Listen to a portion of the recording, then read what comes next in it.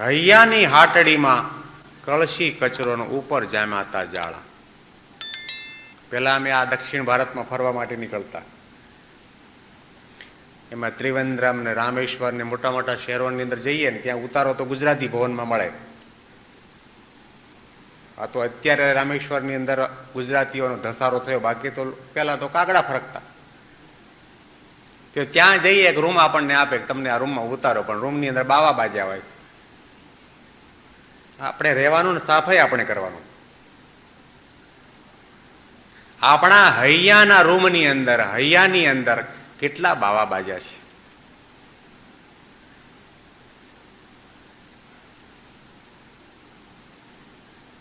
આજ સુધીના ઇતિહાસની અંદર જેટલા જેટલા મહાન ભક્તો ને સંતો થયા છે, એમણે સંસાર સામું નહીં, સંસારીઓ સામું નહીં, લોકો સામું નહીં, એમણે હંમેશના માટે પોતાના તરફ જ નજર કરી છે.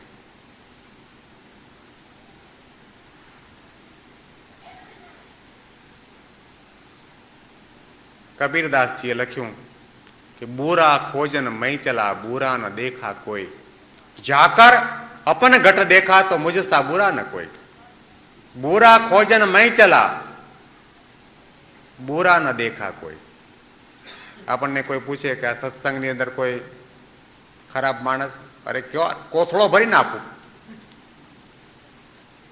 ઢગલાબંધ આપણે ગણાવીએ, એમાં આપણો નંબર જ ના હોય. બુરા ખોજલ મઈ ચલા, બુરા ન દેખા કોઈ, જાકર અપન ઘટ દેખા. જ્યારે મેં મારા અંતરને સામું દ્રષ્ટિ કરી, મુજસા બુરા ન કોઈ. મારા સમાન કોઈ ખરાબ અને દુષ્ટ માણસ આ દુનિયામાં નથી.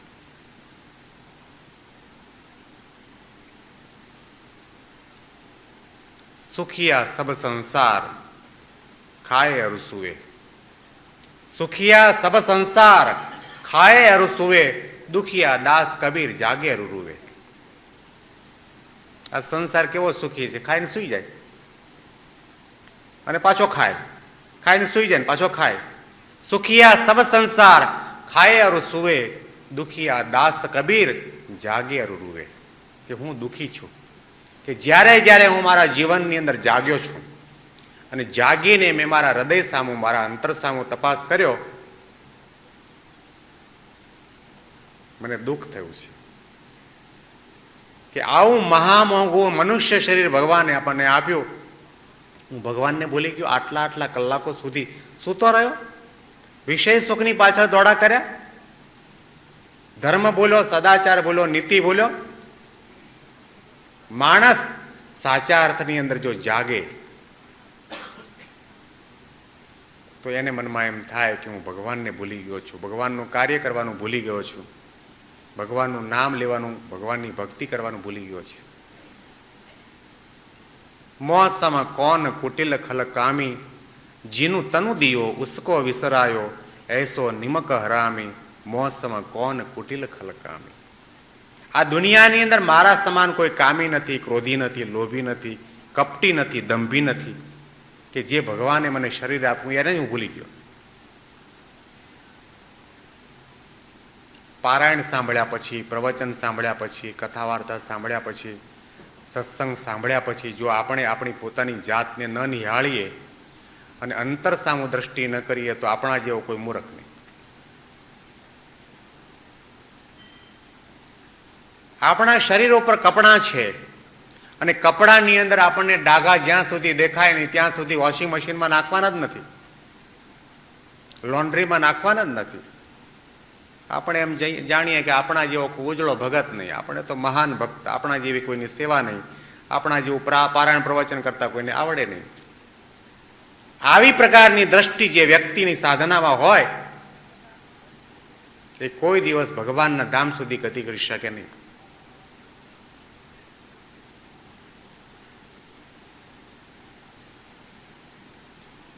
જેટલા જેટલા સંતોને ભક્તો થયા હંમેશના માટે પોતાની જાતને સમાજની સામે ઉઘાડી મૂકી, ખુલ્લી કિતાબની જેમ. મેલી ચાદર ઓઢ કે કૈસે દ્વાર તુમારે આવું.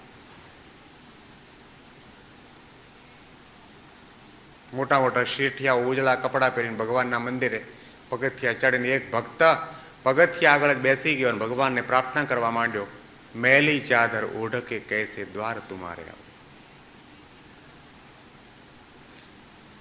ભગવાનનું દર્શન કરતા પહેલા માણસે પોતાનું દર્શન કરવાની જરૂર છે, પોતાના સ્વભાવનું દર્શન કરવાની જરૂર છે, પોતાના દોષોનું દર્શન કરવાની જરૂર છે. ભગવાન ક્યારે દેખાય મૂર્તિની અંદર? કે જ્યારે પોતાના દોષો દેખાય ત્યારે. આ લોકો તો ઉજળા કપડાં પહેરીને પૈસાદાર માણસો, ભક્તિભાવ વાળા, ચડતા ચડતા દાદરો ચડીને છેક મંદિરમાં તમારી મૂર્તિ આગળ આવીને ઉભા રહી જાય, પ્રભુ મારા હૈયાના કપડાં એટલા મેલા છે, કામનો ડાઘો, ક્રોધનો ડાઘો, લોભનો ડાઘો, માનનો ડાઘો, કેટલા કેટલા કલંકિત કપડાં, અને આવા કપડાં પહેરીને મને તમારી સામે નજર સામે આવીને ઉભા રહે તો મને શરમ આવે છે. મેલી ચાદર ઓઢકે કૈસે દ્વાર તુમારે આવો. આજે લોકો દર્શન કરવા માટે જાય છે. ભગવાનના દર્શન કરતી વેળાએ ઘણા મંદિરોમાં તમે જોયું હશે, વૈષ્ણવોના મંદિરોની અંદર ભગવાનની મૂર્તિની આજુબાજુ મોટા મોટા અરીસા મૂક્યા હોય. દર્શન કરતી વેળાએ ઘણી જગ્યાએ મેં જોયું છે, ભગવાન બાજુ ઉપર પોતાના કપડાના કોલર હરખા કરે અરીસામાં જોતો જોતો, અને હું કેવો લાગુ છું. આજુબાજુ નજર કરીને વિચાર કરે કે આજે જેટલા બધા ભક્તો દર્શન કરવા માટે આવ્યા છે એમાં મારા જેવા કપડાને શણગાર કોઈના નથી. દર્શન કરવા આવ્યો છો કે દર્શન દેવા?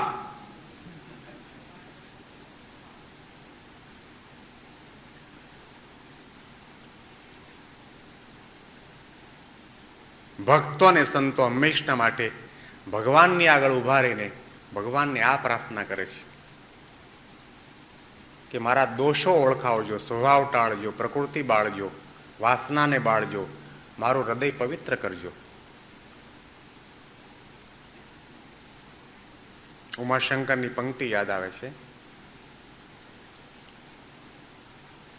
ઉમાશંકર કવિ એટલે સાત્વિક કવિ, આધ્યાત્મિક કવિ. એમણે ભગવાનને પ્રાર્થના કરી, બહુ સુંદર પ્રાર્થના કરી. મુઠ્ઠી જેવડું મંદિર મારું, મુઠ્ઠી જેવડું મંદિર મારું અને મૂર્તિ તારી વિરાટ. મુઠ્ઠી જેવડું મંદિર મારું અને મૂર્તિ તારી વિરાટ. વામન બનીને આવવું હોય તો આવજે હૈયાને ઘાટ. પહેલે પગલે દબાવજે હૈયાના હીણા રાગ. પહેલે પગલે દબાવજે હૈયાના હીણા રાગ. બીજે દબાવજે દેશ દાવાનળ ને ત્રીજે તૃષ્ણાના ડાગ. મુઠ્ઠી જેવડું મંદિર મારું અને મૂર્તિ તારી વિરાટ. આ પંક્તિની અંદર બે દ્રષ્ટિ મૂકી છે, પોતાની અલ્પતા અને ભગવાનની મહત્તાનો વિચાર છે. મુઠ્ઠી જેવડું મંદિર મારું, હું નાનો છું, અલ્પ છું, મારું મંદિર નાનું છે, અને તમારી મૂર્તિ તો વિરાટ છે. સાધનાના માર્ગની અંદર બે નજર, બે દ્રષ્ટિ હંમેશા માટે સાધકે રાખવાની જરૂર છે. પોતાની અલ્પતા, હું દાસ છું, સેવક છું, ભક્ત છું, હું આપની આગળ કંઈ જ નથી, કિંકર છું. અને ભગવાનના મહિમાનો અતિ અપાર વિચાર કે અનંત કોટી બ્રહ્માંડની અંદર વાપીને રહેલું સર્વ કરતા હરતા સાકાર તત્વ, મહિમાનો હંમેશા માટે વિચાર. મુઠ્ઠી જેવડું મંદિર મારું અને મૂર્તિ તારી વિરાટ. વામન બનીને આવવું હોય તો આવજે હૈયાને ઘાટ. પહેલે પગલે દબાવજે હૈયાના હીણા રાગ. હે પ્રભુ, હું તમારી મૂર્તિ આગળ, તમારી આગળ હું કેવો છું? મારા હૃદયની અંદર હીણા રાગ, આસક્તિ, કામના, વાસના, તૃષ્ણા પડ્યા છે. પહેલે પગલે દબાવજે હૈયાના હીણા રાગ. બીજે દબાવજે દ્વેષ દાવાનળ. દ્વેષનો દાવાનળ છે, રાગત દ્વેષ ઈર્ષ્યા ભર્યા છે. અને ત્રીજે તૃષ્ણાના ડાગ.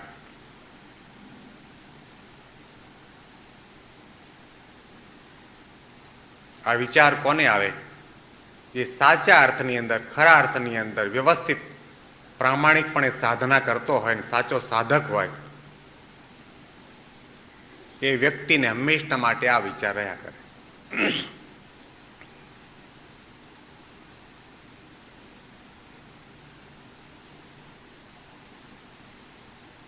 અવગુણ ચિત્ત ન ધરો પ્રભુ મોરે, અવગુણ ચિત્ત ન ધરો. કોઈ પણ ભક્ત લો તમે, કોઈ પણ સાધક સંત લો, હંમેશના માટે દુનિયાની સામે પોતાના સ્વભાવ જાહેર કર્યા છે. સંતમાં ને સંસારીમાં માત્ર એટલો તફાવત કે સંત પોતાનો સ્વભાવ જાહેર કરે અને સંસારી પોતાનો પ્રભાવ જાહેર કરે. જોઈ લો, જે વ્યક્તિની વાણીની અંદર હું શબ્દ આવે અને મારો શબ્દ આવે, એ ભગવા કપડાની અંદર હોય, પારણ પ્રવચન કરતો હોય તો પણ એ સંસારી છે.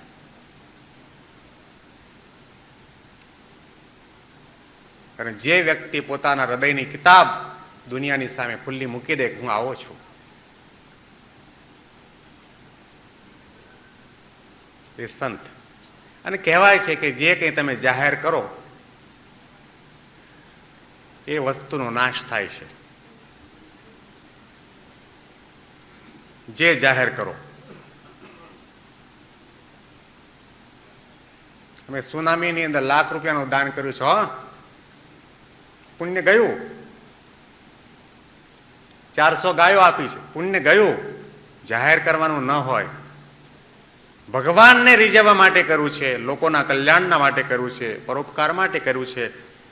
એ દાનને જાહેર કરવાનું ન હોય, ગુપ્ત રાખવાનું હોય. દાન તો એવું હોવું જોઈએ કે જમણા હાથે દાન કરો, ડાબા હાથને ખબર ન પડવી જોઈએ. આપણે માળા કરીએ છીએ, ગૌમુખીમાં માળા રાખીને કરીએ. શું કામ? ગૌમુખીની અંદર માળા રાખવાની જરૂર શું છે? એમના માળા ફેરવો. આપણી કોઈ પણ આધ્યાત્મિક માર્ગની અંદર ક્રિયાઓ થતી હોય છે, સાધના થતી હોય છે, એ દરેક વસ્તુની અંદર આધ્યાત્મિકતા રહેલી છે. માળા કરવાની ક્રિયા એક સાધના છે, ભક્તિ છે. ગૌમુખી રાખવાનું કારણ કે એમ કહેવા માંગે છે કે તમે દુનિયાને બતાવવા માટે નહીં, લોકોની વાહવા માટે નહીં, માનપાન માટે નહીં, પ્રશંસા માટે નહીં.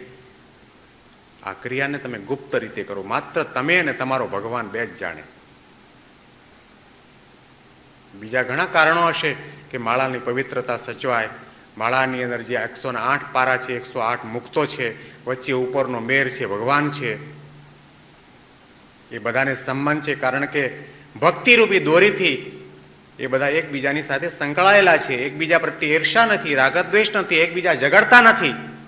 તો એટલા માટે તમામ 108 માળાના મણકાને મેરની સાથે, ભગવાનની સાથેનો સંબંધ છે.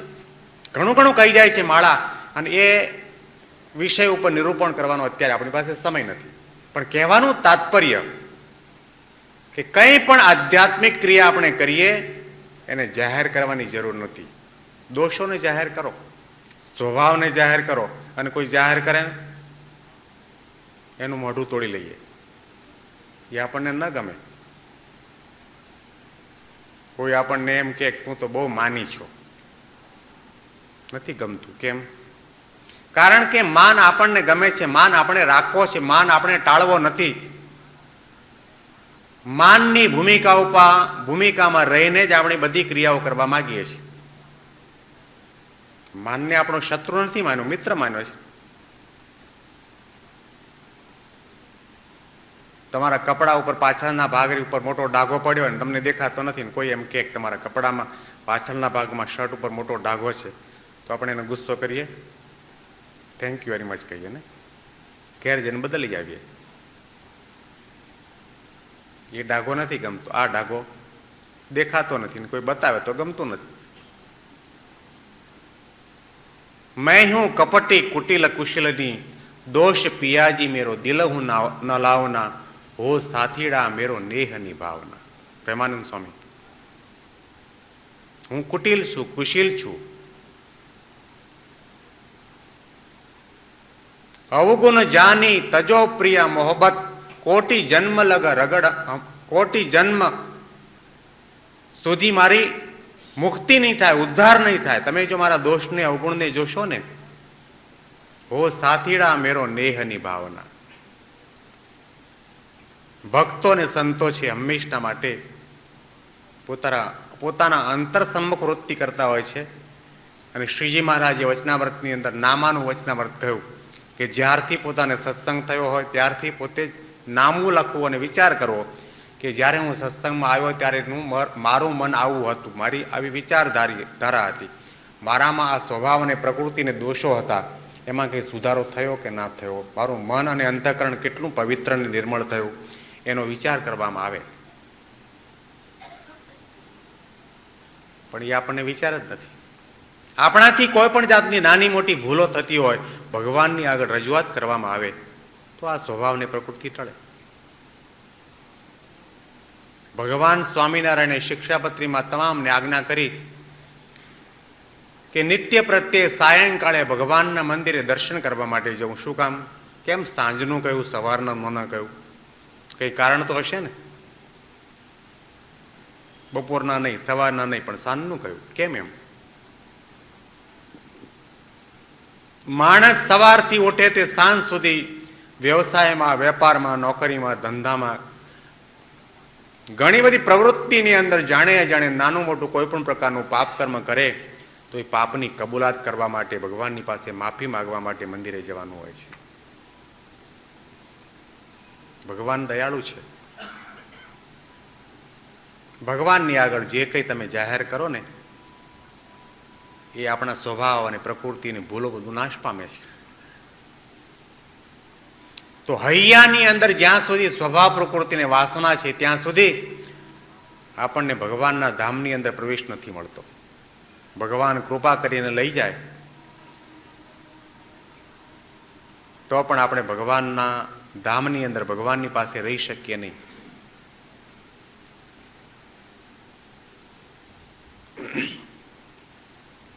શ્રીજી મહારાજના સમયની અંદર ગોપાળાનંદ સ્વામી એક ગામની અંદર બિરાજમાન હતા અને ત્યાં આગળ એક સ્વામિનારાયણની કંઠી ગળામાં સ્વામિનારાયણનું નામ એના મુખની અંદર ભગવાન સ્વામિનારાયણનું ભજન કરવા વાળો હરિભક્ત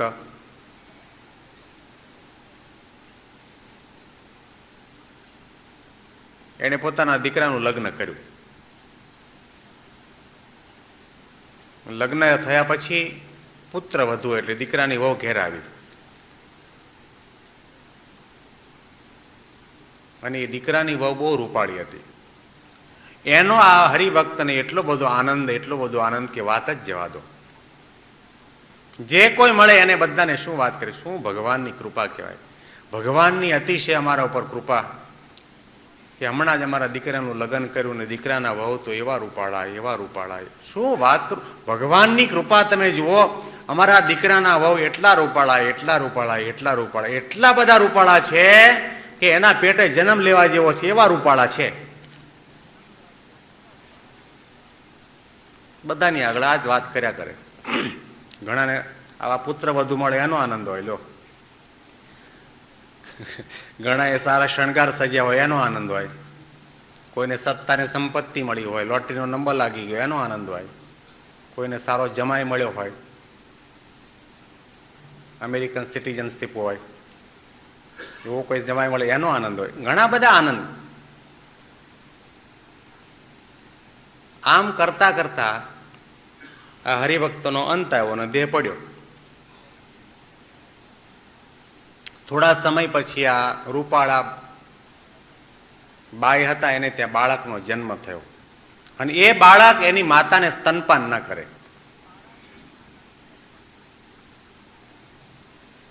એટલે એનો બાપ ગોપાળાનંદ સ્વામી ત્યાં આગળ હતા ત્યાં લઈ ગયો અને આશીર્વાદની યાચના કરી. સ્વામી, આ મારો બાળક છે ને એની માને સ્તનપાન નથી કરતો, એને આશીર્વાદ આપો. ગોપાળાનંદ સ્વામી અંતર્યામી પુરુષ હતા, ત્રિકાળદર્શી સંત હતા. ગોપાળાનંદ સ્વામી કહ્યું એ નહીં ધાવે, એ સ્તનપાન નહીં કરે. કે કેમ એમ? કે આ તારો દીકરો નહીં, તારો બાપ છે.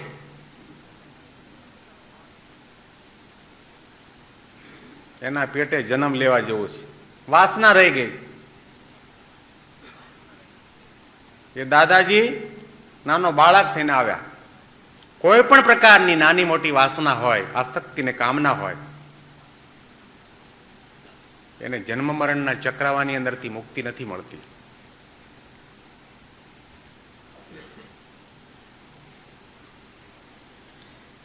ગઈકાલના કથા પ્રસંગની અંદર આપણે અજામિલનું આખ્યાન સાંભળ્યું.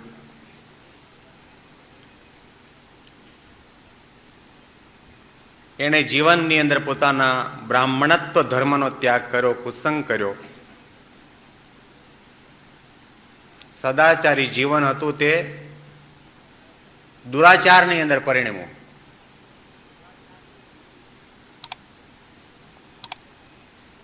બને તો જીવનની અંદર સત્સંગ કરવો, પરંતુ કુસંગ તો કોઈ દિવસ ન કરવો. ગઈકાલના કથા પ્રસંગની અંદર આપણે પ્રહલાદજીનું ચરિત્ર પણ સાંભળ્યું. પ્રહલાદજી પોતે દાનવ કુળની અંદર ઉત્પન્ન થયા. એમની ઉંમર ઘણી નાની હતી. એમને મારવા માટે તમામ પ્રકારના પ્રયત્ન થયા, છતાં પણ એમણે ભગવાનનું નામ, ભગવાનની ભક્તિનો ત્યાગ ન કર્યો.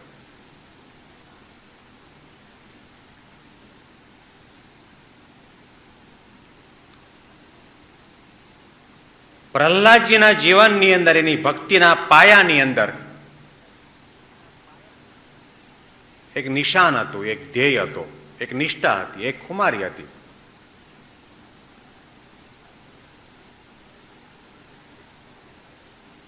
ગમે તેવા સુખ દુઃખ આવે છતાં પણ ભગવાનને ન મૂકવા, ભગવાનનું નામ ન મૂકવું, ભગવાનની ભક્તિનો ત્યાગ ન કરવો.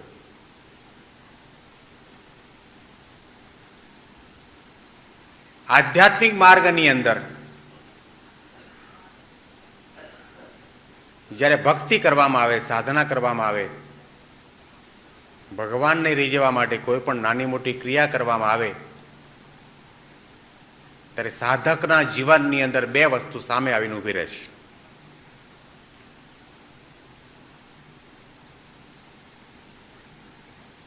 એક તો લોકો અપમાન કરે, નિંદા કરે, ટીકા કરે, તિરસ્કાર કરે, દુઃખ આવે, ઉપાધિ આવે, વિપત્તિ આવે. અને બીજું, એની પ્રશંસા થાય, એની વાહવા થાય, એને માનપાન મળે, એને સિદ્ધિઓ આડી આવે. સુખ પણ આવે, દુઃખ પણ આવે, માન પણ થાય, અપમાન પણ થાય. ઘણું બધું આવું પ્રકારનું આવવા છતાં પણ જે ભક્ત ભગવાન સામુ નજર રાખીને, ભગવાનને રીઝવવાની ભાવના રાખીને એક ધ્યેય લઈને નીકળે, એ પોતાના સાધનાના માર્ગની અંદર કદાપી ચડાયમાન થતો નથી.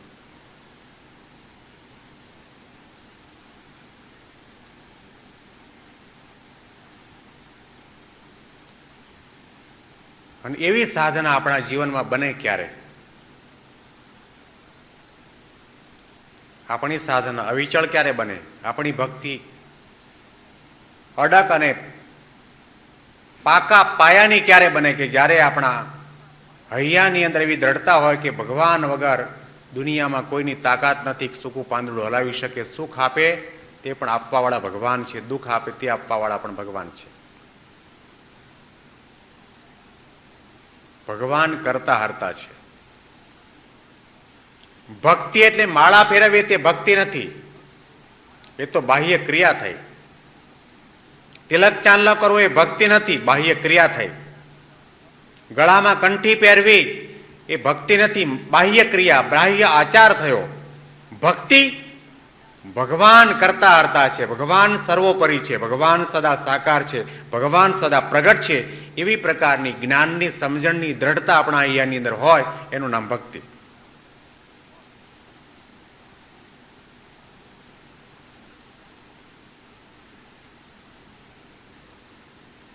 આજ સુધીના આધ્યાત્મિક ઇતિહાસની અંદર તપાસો, જે પૂર્વે ભક્તો થયા, કેટલા વિઘ્નો આવ્યા, દુઃખો આવ્યા, છતાં પણ ભગવાનને ભૂલ્યા નથી, ભગવાનને મૂક્યા નથી.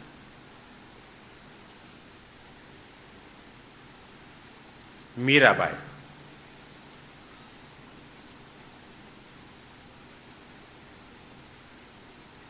ઝેરનો કટોરો આવ્યો,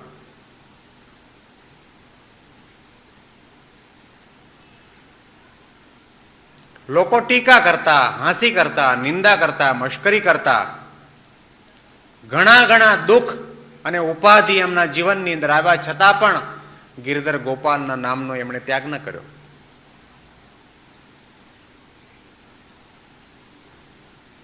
કારણ કે એમના હૈયાની અંદર ભગવાનના પ્રત્યેની અખંડ અને અવિચળ ભક્તિ હતી. ભગવાન કરતા હરતા છે. મીરાના જીવનની અંદર એક સાથે ત્રણ વસ્તુ આવી. ઝેર કટોરો પ્રેમ કટારી અને હેમની ગાગર. ઝેર કટોરો પ્રેમ કટારી અને હેમની ગાગર. કાંઈ કશો નહીં ભેદ હવે તો સાવરિયાનો સાગર. વ્રજ વૈકુંઠના વૃંદાવનમાં મીરા શ્યામનું રૂપ થઈ. એક દિવસ તો ગાતા ગાતા મીરા ચૂપ થઈ. ઝેરનો કટોરો આવ્યો. ઝેરનો કટોરો એટલે શું? એકનો એ દીકરો મરી જાય તો સમજો ઝેરનો કટોરો. લગ્ન કર્યા અને 12 મહિનામાં એક ઘરવાળી મૃત્યુ પામે, કટોરો, ઝેરનો કટોરો. ધંધાની અંદર મોટું નુકસાન થાય, ઝેરનો કટોરો. કોઈ આપણું અપમાન ને તિરસ્કાર કરે, ઝેરનો કટોરો. આપણા શરીરની અંદર અસાધ્ય રોગ થઈ આવે, ઝેરનો કટોરો.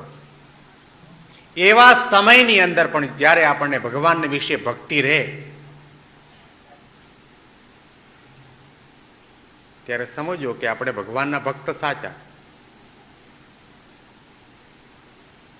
ઝેરનો કટોરો આવવા છતાં પણ મીરાબાઈ વિષનો પ્યાલો રાણાજીએ ભેજો.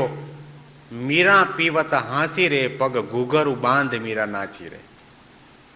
રાણાજીએ ઝેરનો પ્યાલો મોકલો, કટોરો મોકલ્યો, છતાં પણ ઘટાવી ગયા કે આ તો ચરણામૃત કરીને પી ગયા. ભગવાનનો પ્રસાદ છે.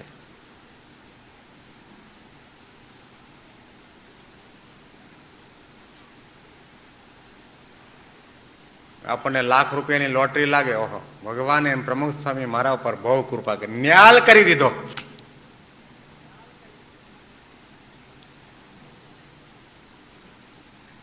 અને લાખ મળ્યા પછી 10 લાખ જાય પછી એનો એ આનંદ રહે છે ખરો? જેમ આપણે આપણા જીવનની અંદર સુખનું સ્વાગત કરીએ છીએ એવી રીતે દુઃખનું સ્વાગત કરી શકતા નથી. સુખ આપનાર પણ ભગવાન છે અને દુઃખ આપનાર પણ ભગવાન છે. દુઃખમાંથી મુક્ત કરનાર પણ ભગવાન છે. આ સમજણ આપણી પાસે નથી.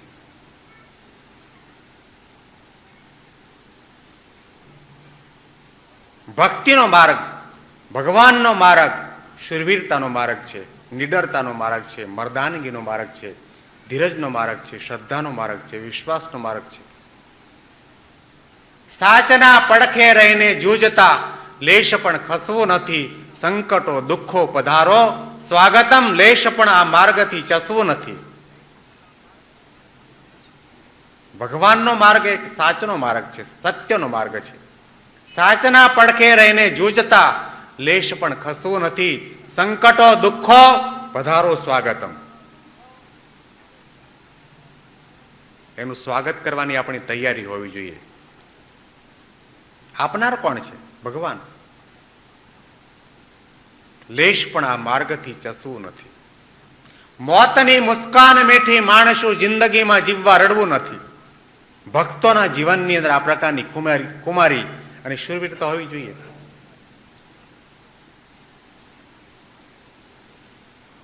મર્દની મોકાણમાં જાવું ભલે, કાયરોની જાનમાં ચડવું નથી.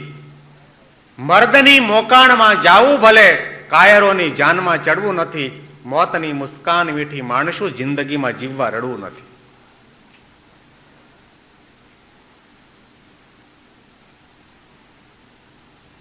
કોણે કહું મીરાબાઈ મહિલા હતી, મીરાબાઈ મર્દ હતી. લાડોબા ને જીવબા ને જમકોબા મર્દ હતી. એક ઘાન બે કટકા એવી પ્રકારની શક્તિ ધરાવવા વાળી વ્યક્તિ હોય પણ જો એના હૈયાની અંદર ભગવાનના પ્રત્યેની ભક્તિની શૂરવીરતા ન હોય એ મર્દ નથી, મહિલા છે, અબળા છે, નપુસંક છે. ભગવાન સ્વામિનારાયણ ભુજમાં બિરાજતા હતા. અને તે વખતે લાધીમાં વિધવા બાઈ હતા. એમણે મહારાજ પાસે બોલાવીને કહ્યું કે લાધીમાં અમે કહીએ એમ કરો કે મહારાજ તમે આજ્ઞા કરો શું ના થાય બોલો. તો કે અમારી આજ્ઞા છે કે ભડના નાકેથી પાણીનું બેડું ભરો અને શરીર ઉપર 16 શણગાર સજી સધવાશ ના જેવો વેશ ધારણ કરીને બજારમાં ભગવાનનું નામ લેતા લેતા અમારી પાસે આવો. તો અત્યારે આપણને જમાનો બદલાણો એટલે ખબર ન પડે. 200 વર્ષ પહેલાનો ઇતિહાસ તપાસતો. જે બાયનો ધણી પતિદેવ મૃત્યુ પામ્યો એને ઘરની બહાર પગ ન મુકાય. કાળા કપડાં પહેરવાના કે લાલ કપડાં પહેરવાના, કપામાં ચાંદલો ન કરાય, સેંથો ન કરાય, શણગાર ન સજાય, હોળી ધૂળેટી કે દિવાળી ન કરાય, આવા પ્રકારના રીતિ રિવાજનો સમય હતો. એ સમયની અંદર લાધીમાએ ભગવાન સ્વામિનારાયણના નામનું રટણ કરતાની સાથે પોતાના કપાળની અંદર ચાંદલો કર્યો, સેંથો પૂર્યો, 16 શણગાર સજ્યા અને ભડના નાકે જે પાણીનું બેડું ભરી માથા ઉપર મૂકીને સ્વામિનારાયણનું નામ લેતા લેતા બજારમાંથી નીકળ્યા. કેટલાય નિંદા કરવાવાળાએ નિંદા કરી કે લાધી કોનું ઘર માંડ્યું, કે અત્યાર સુધી જન્મથી મેં ઘર નહોતું માંડ્યું, આ પહેલી વખત મને સાચો ધણી મળ્યો છે, સ્વામિનારાયણનું ઘર માંડ્યું છે. લાધીમાં મર્દ હતા, શુરવીર હતા. એના ભક્તિના પાયાની અંદર નિડરતા અને ખુમારી હતી. આ ભક્તિ છે. ઝેર કટોરો પ્રેમ કટારી.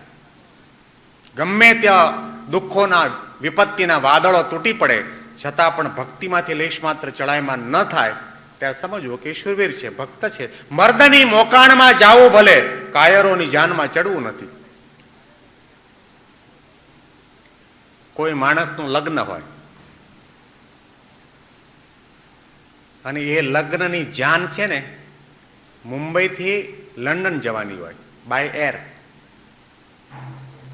અને તમને આમંત્રણ પત્રિકા તો મોકલાવે, સાથે તમારી ટિકિટ પણ મોકલાવે, વિઝા પણ મોકલાવે, અને ખાસ ખાસ નિમંત્રણ મોકલવામાં આવે કે તમારે આવવાનું છે. તમારે ટિકિટના પૈસા આપવાના નથી, વિઝા કઢાવવાની માથાકૂટ કરવાની છે નહીં. પાસપોર્ટ નહીં હોય તો પાસપોર્ટ અમે કઢાવી આપશું, બધું અમારા ખર્ચે. ના પાડી. મર્દની મોકાણમાં જાવું ભલે, મર્દ માણસ હોય ને એની નનામી ઉઠાવીને સ્મશાન સુધી જવું પડે તો ભલે જવું, કાયરોની જાનમાં ચડવું નથી. લંડન વિધાઉટ ટિકિટ આપણે લઈ જતો હોય ને તો ત્યાં ન જવું. કંગાલ છે, કાયર છે. કાયરોની જાનમાં ચડવું નથી. મોતની મુસ્કાન મીઠી, માણસું જિંદગીમાં જીવવા રડવું નથી.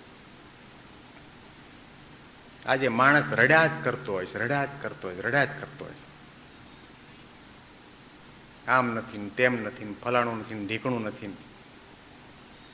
માણસના જીવનની અંદર ક્યાં સુખ રહ્યું છે? કારણ કે એના જીવનની અંદર ભગવાન પ્રધાન નથી. ઝેરનો કટોરો આવ્યા છતાં પણ મીરાબાઈના મુખારવિંદુ પર આનંદ હતો, હર્ષ હતો, ઉલ્લાસ હતો. પગ ઘૂઘરું બાંધે મીરા નાચી, નાચતા હતા, ભગવાનનું નામ લેતા લેતા નાચતા. ઝેર કટોરો પ્રેમ કટારી. બીજી વસ્તુ શું આવી? એમને પ્રેમની કટારી વાગી. પ્રેમની પ્રેમની પ્રેમની રે મુને લાગી કટારી પ્રેમની. જેટલા કોઈ ભગવાનના ભક્તો થયા છે, ભગવાને એમને નેણ દ્વારા, વેણ દ્વારા એમના હૃદય ઘાયલ કર્યા છે.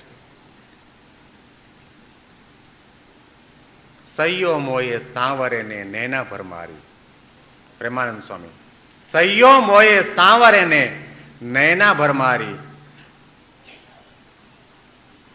કે નેણ બાણ એવા માર્યા છે કે રાત્રિ દિવસ ક્યાંય ચેન પડતું નથી. મારું હૃદય આર પાર વેંધાઈ ગયું છે. કોઈ વૈદ્યની દવા લાગુ પડતી નથી. કમળ નયન કી કરક કરે જે કસકત રેન દિન ભારી. સૈયો મોયે સાંવરે ને નેના પર મારી. ભગવાનના નેત્રને કમળની ઉપમા આપી છે. એક વિષયમાંથી બીજો વિષય નીકળે છે. ભગવાનના નેત્રને કમળની ઉપમા આપી છે. નેત્ર કમળ, ચરણ કમળ, કર કમળ, હૃદય કમળ. ભગવાન કે મહાન સંત પુરુષોના શરીરના એક એક અંગની પાછળ કે આગળ કમળ શબ્દનો પ્રયોગ થાય છે. એની પાછળનું કારણ શું? કમળ પાણીમાં રહેવા છતાં પણ નિર્લેપ છે. સરોવરનું પાણી કમળને લાગી શકતું નથી. એમ ભગવાન કે ભગવાનના સંત છે, એના નેત્ર છે કમળ જેવા નિર્લેપ છે. સંસારની કોઈ પણ વસ્તુમાં, કોઈ પણ રૂપમાં, કોઈ પણ પદાર્થની અંદર મંડાય છતાં પણ એમની આંખોની વૃત્તિ ત્યાં આસક્ત નથી થતી. એટલા માટે ભગવાનના અને સંતના નેત્રને નેત્ર કમળ કહેવાય છે. જીવમાં અને શિવમાં માત્ર આટલો તફાવત. આપણને કોઈ એમ કહ્યું ખરું કે તમારા નેત્ર કમળ બહુ સારા છે ને બહુ અણિયાળા છે? કહ્યું કોઈએ?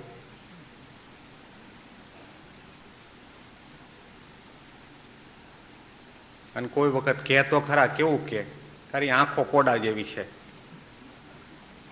કોઈએ કહ્યું તમારા ચરણ કમળ બહુ સારા. ચરણ કમળ તો ના કે, તારો ટાંગો સીધો રાખ. ભગવાન અને સંતના એક એક અંગની પાછળ કમળનો પ્રયોગ કરવામાં આવે છે.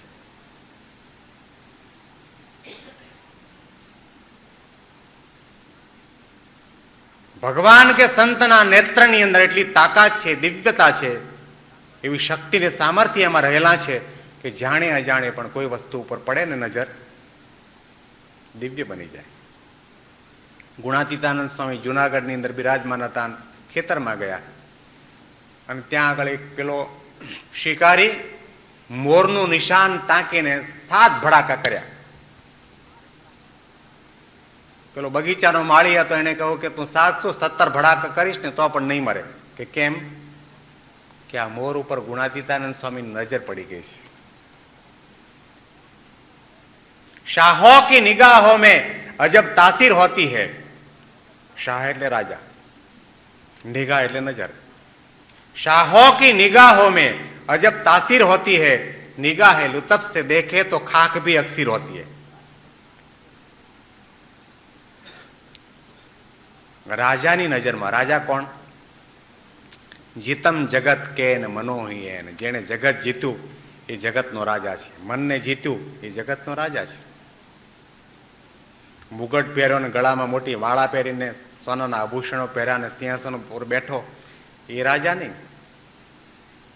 એ તો ઇન્દ્રિયો અંતઃકરણનો ગુલામ છે, માયાનો ગુલામ છે, બૈરા છોકરાનો ગુલામ છે, સંસારના પદાર્થોનો ગુલામ છે. ઇન્દ્રિયો અંતઃકરણના તમામ ગણો ઉપર વિજય પ્રાપ્ત કરીને આત્માની ભૂમિકા ઉપર બિરાજતો હોય અને પરમાત્માની ભક્તિ કરતો હોય, એ ભગવે કપડે હોય ને ઝૂંપડામાં રહેતો હોય તો એ દુનિયાનો રાજા છે. અને એવા સંત વિભૂતિની નજરની અંદર એવી તાસીર હોય છે કે ભૂલે ચૂકે પણ એક ભસ્મના ઢગલા ઉપર નજર પડી જાય ને તો એ ભસ્મનો ઢગલો પણ અક્ષીર દવા બની જાય. ગુણાતીતાનંદ સ્વામીની નજર પડી ગઈ અને નજર તો એવી પડી કે નેશનલ બર્ડ તરીકે આપણું મોર આપણું ભારતનું રાષ્ટ્રીય પક્ષી બની ગયું. કોઈ ભૂલે ચૂકે એનો શિકાર કરે તો એને દંડ થાય. પેલો નટનો છોકરો નાચતો નાચતો નાચતો ગુણાતીતાનંદ સ્વામી પાસે આવ્યો ને મંડો નાચવા. ગુણાતીત સ્વામીની નજર પડી ગઈ ને સ્વામીએ કહ્યું જા અને આશીર્વાદ, હવે તારે 184 જમપુરીમાં આવવું જ નહીં પડે, અક્ષરધામનો અધિકારી. સંતની નજર, ભગવાન કે ભગવાનના સંતની નજર પડી જાય, માયા પાર બની જાય. તો ભગવાન કે સંત છે એના નેત્રની આગળ કમળ શબ્દનો પ્રયોગ થાય. કમળ નયન કી કરક કરે જે કસકત રેન દિન ભારી. કે એની નજર જેને લાગે ને, એના નેણનું બાણ જેને વાગે એને પછી ભગવાન સિવાય બીજું કંઈ દેખાય નહીં. નજરોના કાંટાની ભૂલ મારા વાલમાં, વીંધે હૈયું ને તો ફૂલ મારા વાલમાં. આખે આખો હૈયો વીંધી નાખે તો પણ નેત્રને ફૂલની ઉપમા આપી છે. બાહિર ઘાવ એકો નહીં દિસત, અંતર હો ગઈ પારી, સૈયો મોએ સાંવરે ને નેના ભરમારી. બહારથી ખબર ન પડે, પછી દુનિયા એને ગાંડું ન કે, એને મૂરખ ન કે, એને ગાંડો ન કે તો શું કે? કારણ કે એનું મન કોઈ જગ્યાએ લાગે જ નહીં. ભગવાન સિવાય એને ક્યાંય પ્રીતિ ન થાય, આસક્તિ ન થાય, બંધન ન થાય. ઝેર કટોરો પ્રેમ કટારી અને હેમની ગાગર. મીરાબાઈના જીવનની અંદર ત્રીજી વસ્તુ આવી, સોનાની ગાગર. રાજાની રાણી હતા. સુખ સાહેબીના તમામ સાધનો એની પાસે હતા. ભેદ કશો કાંઈ કશો નહીં, ભેદ હવે તો સાંવરિયાનો સાગર. ત્રણ વસ્તુ એના જીવનની અંદર આવી, છતાં પણ એને કોઈ જાતનો ભેદ ન દેખાણો. આપણને ભેદ દેખાય છે. બંગલામાં ને સાદા મકાનની અંદર આપણને ભેદ દેખાય છે કે બંગલો મળે તો સારું જ.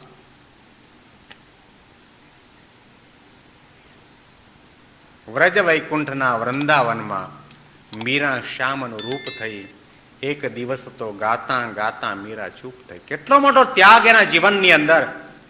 ઘૂંઘટ પટની ઘૂંઘરિયાળી, વાત ગગનમાં ધૂપ થઈ, એક દિવસ તો ગાતા ગાતા મીરા ચૂપ થઈ. શું ત્યાગ કર્યો એમણે?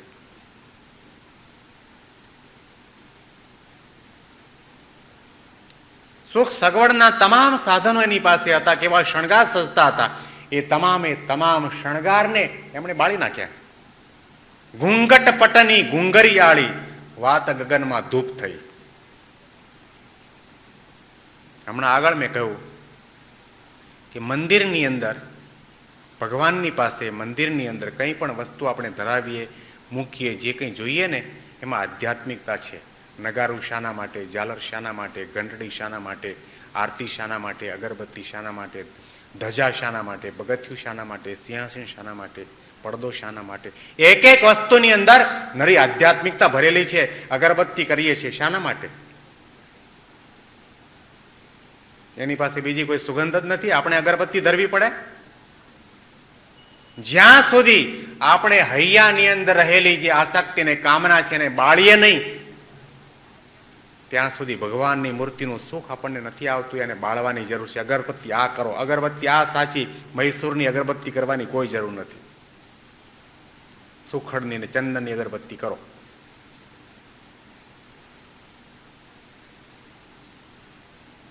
નાની ઉંમરની અંદર એમણે ભગવાનની સાથે લગ્ન કરી લીધા.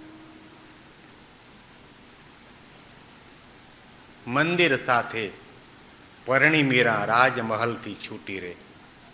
જબલગ નાતા જગતકા, તબલગ ભક્તિ ન હોય, નાતા તોડે હરિભજે ભગત કહાવે સોય.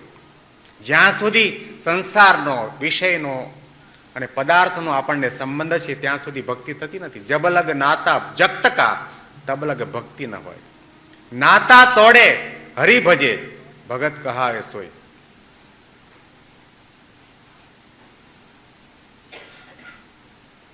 મંદિર સાથે પરણી મીરા રાજમહલથી છૂટી રહે. મંદિર પવિત્રતાનું પ્રતીક છે. મંદિરની સાથે લગ્ન કરવા એટલે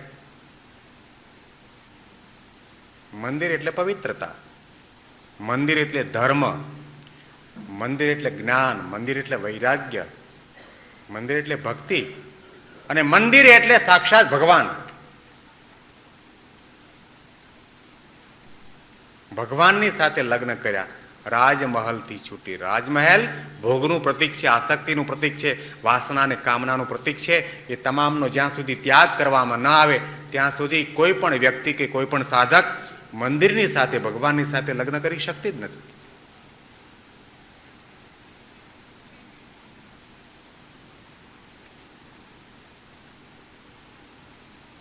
તો ભગવાનને વરવા માટે, ભગવાનના સાચા ભક્ત બનવા માટે નિર્વાસનિક થવું જરૂરી છે. હમણાં આગળ કહ્યું એ પ્રમાણે શ્રીજી મહારાજ હંમેશના માટે પોતાના શરીર ઉપર શ્વેત વસ્ત્ર ધારણ કરતા હતા. કેટલા બધા ભક્તો છે ઘણા ઘણા શણગાર લઈ આવતા હતા. જરિયાની જામાન, ખેસને, આભૂષણને કેટલું લઈ આવતા હતા. મહારાજ થોડી ક્ષણના માટે પહેરીને તરત કોઈને દાન આપી દે, અથવા તો કાઢીને તરત પાછા ઉતારીને શ્વેત વસ્ત્ર ધારણ કરતા. વચનામૃત વાંચો, લગભગ ઘણા બધા વચનામૃતોની અંદર આ જ પ્રકારનું નિરૂપણ આવે છે કે શ્રીજી મહારાજે દાદા ખાચરના દરબારની અંદર બિરાજમાન થયાના શ્વેત વસ્ત્ર ધારણ કર્યા હતા. આ નિરૂપણ આવે છે. શ્વેત વસ્ત્ર કેમ ગમે છે એમને?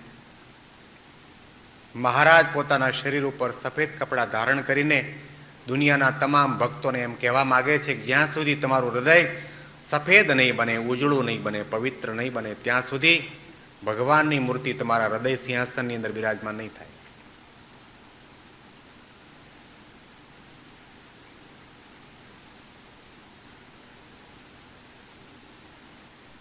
દુનિયામાં ફૂલો તો ઘણા બધા છે, પણ મહારાજને પોતાને મોગરો વધારે પસંદ.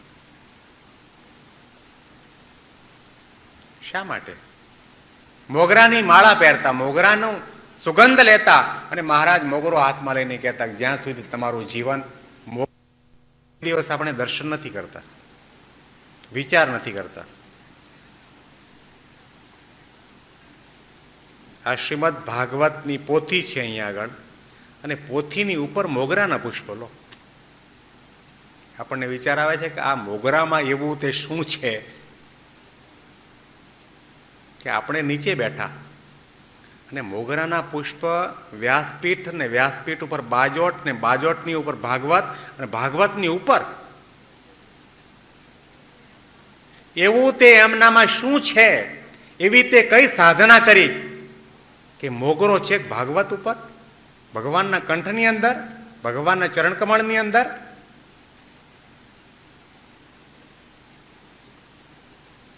મોગરો ઘણું ઘણું કહી જાય છે.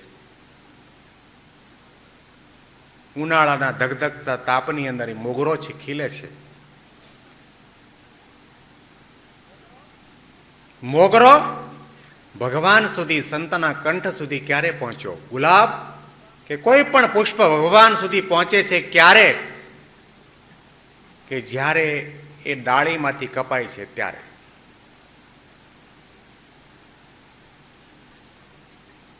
આ તો આપણે ફૂલની ભાષાને સાંભળતા નથી, જાણતા નથી. બાકી બગીચામાં માળી ફૂલ તોડવા માટે જાય ને ત્યારે તમામ ફૂલ છે પુકારી પુકારીને કહે છે કે અમને કાપો, અમને કાપો, અમને કાપો, અમને કાપો. એને એક એક પાંદડીની અંદર તમન્ના છે કે જલ્દીથી કપાઉં, આ સંસારમાંથી મુક્ત થાવ અને ભગવાન સુધી મને પહોંચવાનો ચાન્સ મળે. કપાયા પછી આપણે નથી સાંભળતા, પણ ફૂલ એમ કહે છે માળીને, thank you very much, thank you very much, તમારો ઘણો ઘણો આભાર. જ્યાં સુધી મમતાની ડાળી ન કપાય, અહંતા ને મમતાની જ્યાં સુધી ડાળી ન કપાય, ત્યાં સુધી આ હૈયાનું પુષ્પ ભગવાન સુધી પહોંચી શકતું જ નથી.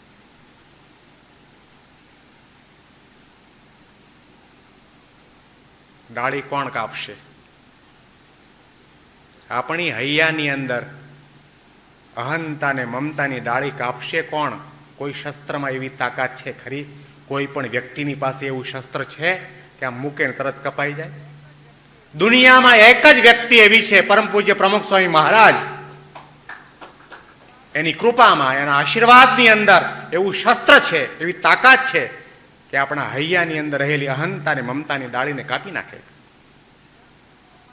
અને જ્યાં સુધી કપાય નહીં અને હૈયાના પુષ્પની અંદર ધર્મ જ્ઞાન, વૈરાગ્ય અને ભક્તિની સુગંધ ન ભળે, ત્યાં સુધી ભગવાન સુધી આપણે પહોંચી શકતા નથી. કપાવવું પડે. આપણે મંદિરમાં જઈએ તો ડાળી ભેગી ને ભેગી, ડાળી ભેગી ને ભેગી. દર્શન કરતા કરતા વિચાર કરે, કોઈ જોડા ઉપાડે તો, જોડા ચાપર ઉપાડે તો નહીં જાય ને, હા દંડવત કરીએ, કપડા ગંદા તો નહીં થાય ને.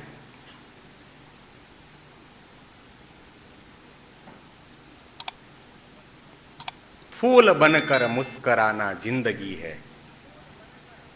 फूल बनकर मुस्कराना जिंदगी है, मुस्कराकर गम भूलना जिंदगी है। जीत कर हम खुशियां मनाए तो क्या हुआ, हार कर भी खुशियां मनाना वो ही जिंदगी है। साचो भक्त ने साचू संत एनु जीवन छे फूल जेवुं छे। જ્યારે ફૂલની વાતો નીકળી છે એટલે વધારે વાત કરું. મકરંદ દવેની કવિતા છે, ફૂલ તો એની ફોરમ ઢાળી રાજી. ફૂલ અહીંયા સુધી પહોંચે છે એમાં એની કેટલી સાધના છે, કેટલી તપશ્ચર્યા છે, એનું જીવન કેટલું પવિત્ર છે. ફૂલ તો એની ફોરમ ઢાળી રાજી, વાયરો ક્યાં જઈ ગંધ વખાણે, ફૂલ તો એનું કાંઈ ન જાણે. ભમરા પૂછે ભેદ તો લળી, મૂંગું મરતું લાજી, ફૂલ તો એની ફોરમ ઢાળી રાજી. સુગંધ વહેતી જ મૂકે છે, એમાં એને આનંદ છે. પરોપકારની ભાવનાથી કે મારી સુગંધ મારે શેઠને જ આપીને, ગરીબને ન આપીને, પૈસાદારને જ આપીને, મધ્યમ વર્ગવાળાને ન આપીને, અહીંયા બેઠા છે એટલાને આપીને, બહાર બેઠા એટલે ન આપી, એવું કંઈ નહીં. ભેદભાવ વગરનું જીવન એનું. વસુદેવ કુટુંબકમ. વાયરો ક્યાં જઈ ગંધ વખાણે, ફૂલ તો એનું કંઈ ન જાણે. મોગરાની સુગંધ લઈએ, ગુલાબની સુગંધ લઈએ, આપણે વાહ વાહ પુકારી ઉઠીએ છીએ. ભમરા પૂછે ભેદ તો લળી, મૂંગું મરતું લાજી. ભમરાઓ આરાધના પછી અનહદ અને અદ્વિતીય પ્રેમ મહારાજના માટે એમણે નખથી ફોલીને ડાંગર મોકલાવી, ચોખા મોકલાવ્યા. એટલા પ્રેમથી અને એટલા ભાવથી એ ડાંગર ફોલેલી. મહારાજ પાસે ચોખા આવ્યા અને પછી મહારાજે સૌને બતાવીને પૂછ્યું કે આ શું છે? સંતો હરિભક્તોએ કહ્યું મહારાજ આ તો ચોખા છે. ફરીથી પ્રશ્ન કર્યો શું છે? કે ચોખા છે. તો કેવા છે? અણિશુદ્ધ ચોખા છે. એનાથી થઈ જ્યાં સુધી તમે આવી રીતે હૃદયથી અણિશુદ્ધ નહીં થાવ ત્યાં સુધી ભગવાનની મૂર્તિ હૃદયમાં બિરાજમાન નહીં થાય. મહારાજે વચનામૃતમાં કહ્યું જેટલા તમે કોઈ છો એ મારા કહેવાયા છો, એમાં મારે તલ માત્ર કસર રહેવા દેવી નથી. ભગવાન આપણી પાસે, મોટા પુરુષ આપણી પાસે આ કરાવવા માગે છે કે હૃદયથી પવિત્ર કરવા માગે છે, નિર્વાસનિક કરવા માગે છે. વાસનાને, સ્વભાવને, પ્રકૃતિને, દોષોને, આસક્તિને ટાળવા બાળવા માગે છે. તો ભરતજીના આખ્યાનની અંદરથી આટલું આપણે શીખવાનું છે, સમજવાનું છે કે આપણે આસક્તિ ટાળવી. એટલે સવારની કથાની અંદર પણ વાત કરી હતી કે આપણને જોવામાં આસક્તિ, સાંભળવામાં આસક્તિ, જમવામાં આસક્તિ, સૂંઘવામાં આસક્તિ,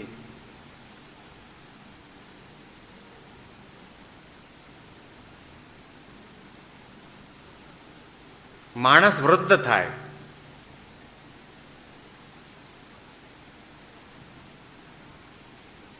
તો આપણા આંખના દેવતા, કાનના દેવતા, નાસિકાના દેવતા ધીરે ધીરે પોતાની શક્તિ ખેંચી લે છે. આના ઉપર સંશોધન થયું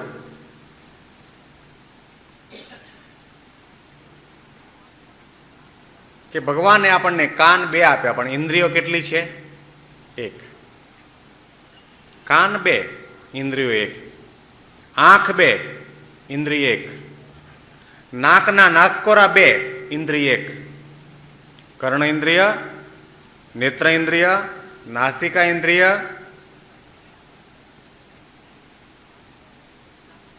હાથ પગની અંદર ચામડી છે તો ઇન્દ્રિય કહેવાય કે જેના દ્વારા આપણને સ્પર્શનું જ્ઞાન થાય. આખા શરીરની અંદર હાથ, પગ, ચામડી બધું જ છે, પણ ઇન્દ્રિય 1. આ જીભ છે, જીભ 1 છે પણ એની અંદર 2 ઇન્દ્રિયો મૂકી છે. રસના ઇન્દ્રિય અને સ્વાદેન્દ્રિય, રસના ઇન્દ્રિય અને વાગિન્દ્રિય. માણસ વૃદ્ધ થાય ત્યારે ભગવાન છે કાન લેતા નથી, આંખ લેતા નથી, નાક લેતા નથી, જીભ લેતા નથી. ભગવાન આપણા શરીરમાંથી કંઈ પણ લેતા નથી, ખાલી દાંત પાડી દે છે. એનું કારણ શું?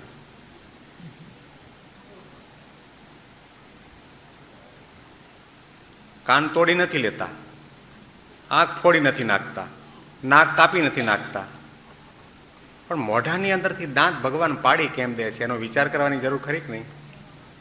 ભગવાન એમ કહેવા માંગે છે કે હવે વૃદ્ધત્વના આરે આવ્યા, તમે આ લોલી ઉપર જરા વિજય મેળવો, અંકુશમાં રાખો, કંટ્રોલમાં રાખો.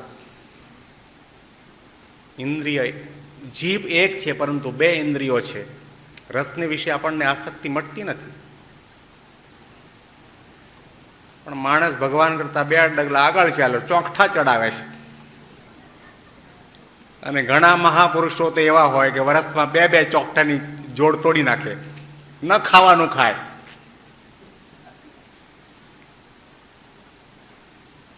આટલી બધી આસક્તિ ને વાસના અને કામના આપણા હૈયાની અંદર પડ્યા છે. એને ટાળવા પડશે, બાળવા પડશે. એ જ્યાં સુધી દૂર નહીં થાય, ફૂલ જેવા આપણે નહીં બનીએ, ત્યાં સુધી આપણે ભગવાનના ધામની અંદર રહી શકીશું નહીં.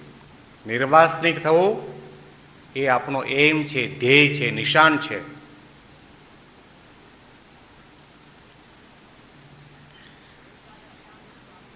ગઈકાલે અજામિલનું આખ્યાન આપણે સાંભળ્યું કે એના જીવનની અંદર નારદજી જેવા સાચા સંતના યોગે કરીને એના દીકરાનું નામ નારાયણ રાખેલું.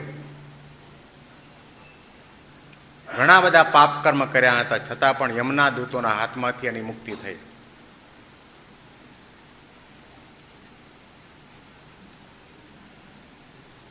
કલ્યાણ માટે, મુક્તિ માટે, ભગવાનના અને આત્માના સાક્ષાત્કાર માટે આપણા માર્ગની અંદર સાચા સંતની, સાચા ગુરુની ખૂબ જ જરૂર છે.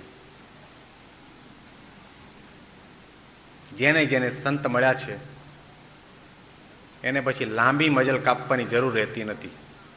બહુ જ ટૂંકા તપના અંતે, ટૂંકી સાધનાના અંતે એ જીવાત્મા માયાની અંદરથી મુક્ત થઈ જાય છે.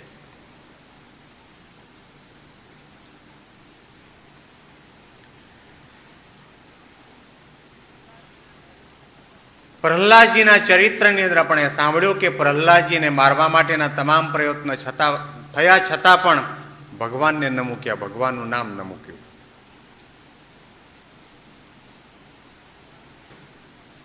ભગવાનની રક્ષા કરવા માટે એની ભક્તિને આધીન થઈને, એમના પ્રેમને આધીન થઈને ભગવાન પોતે ઋષિ રૂપ ધારણ કરીને આ પૃથ્વી પર પ્રગટ થયા. એક ભક્તના માટે, એક જ ભક્તના માટે, એક જ ભક્તના રક્ષણના માટે ભગવાનનો નૃસિંહ નામનો અવતાર આ પૃથ્વી ઉપર થયો. એ બાળકની ભક્તિ કેવી હશે?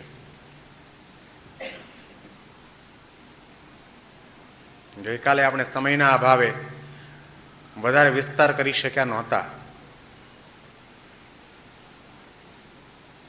ભગવાન જેવું તત્વ આ દુનિયાની અંદર છે, એમાં કેટલાક કારણો આપણે સમજવાનો પ્રયત્ન કર્યો. ભગવાન છે છતાં પણ આપણને નથી દેખાતા. એનું સૌથી મોટું જો કોઈ કારણ હોય તો આવરણત્વાચ, આવરણ હોવાના કારણે ભગવાન આપણને દેખાતા નથી. લંકાના મેદાનની અંદર રામ અને રાવણ એકદમ આમને સામને આવી ગયેલા, એકદમ નજરની સામે. રામ રાવણને દેખે, રાવણ રામને દેખે. નજરની સામે રામ સાક્ષાત હોવા છતાં પણ રાવણ રામને ઓળખી શક્યો નહીં, જોઈ શક્યો નહીં, માની શક્યો નહીં કે આ ભગવાન છે.